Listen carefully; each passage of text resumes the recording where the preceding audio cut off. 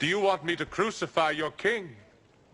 The only king we have is the emperor. Then Pilate handed Jesus over to them to be crucified.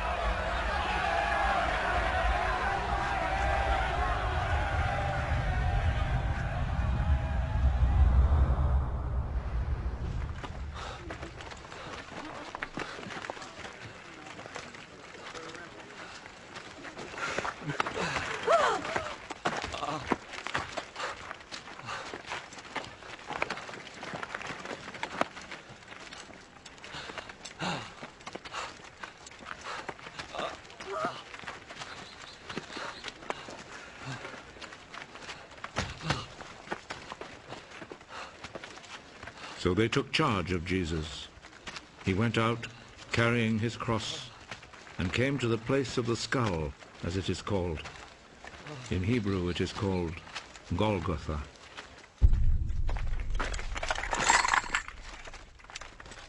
There they crucified him, and they also crucified 2 other men, one on each side, with Jesus between them.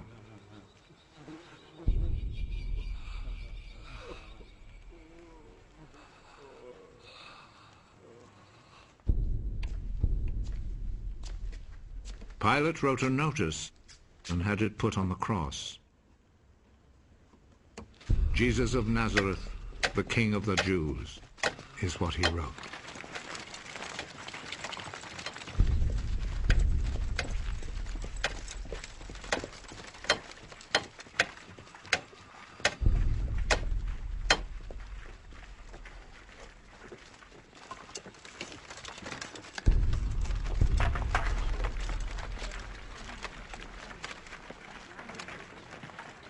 Many people read it because the place where Jesus was crucified was not far from the city. The notice was written in Hebrew, Latin, and Greek. The chief priest said to Pilate, "Do not write the King of the Jews, but rather..." This man said, "I am the king of the Jews." What I have written stays written.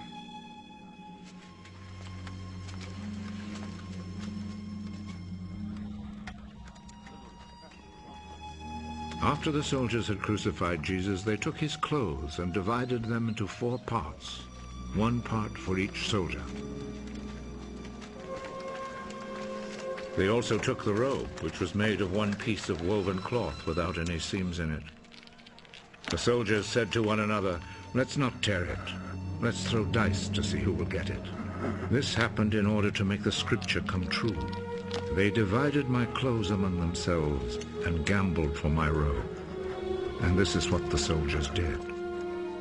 Standing close to Jesus' cross were his mother's sister, Mary, the wife of Clopas, and Mary Magdalene. Jesus saw his mother and the disciple he loved standing there. "He is your son." Then he said to the disciple, "She is your mother." From that time, the disciple took her to live in his home. Jesus knew that by now everything had been completed.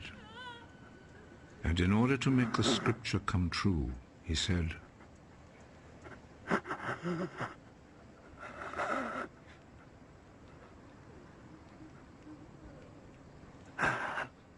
"I am thirsty."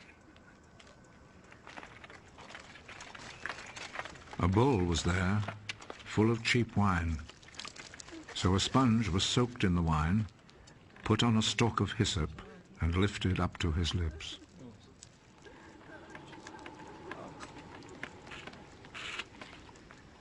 Jesus drank the wine.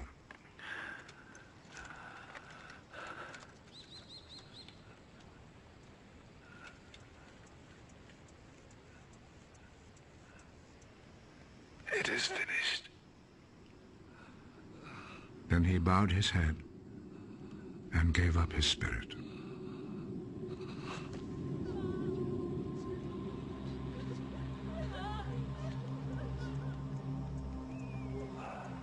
Then the Jewish authorities asked Pilate to allow them to break the legs of the men who had been crucified and to take the bodies down from the crosses.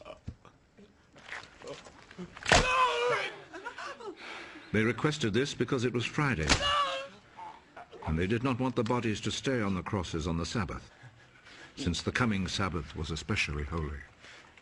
So the soldiers went and broke the legs of the first man, and then of the other man who had been crucified with Jesus.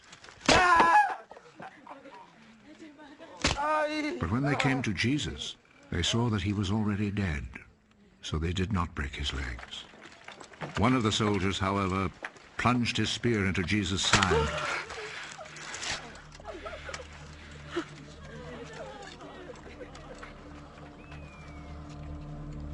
And at once, blood and water poured out.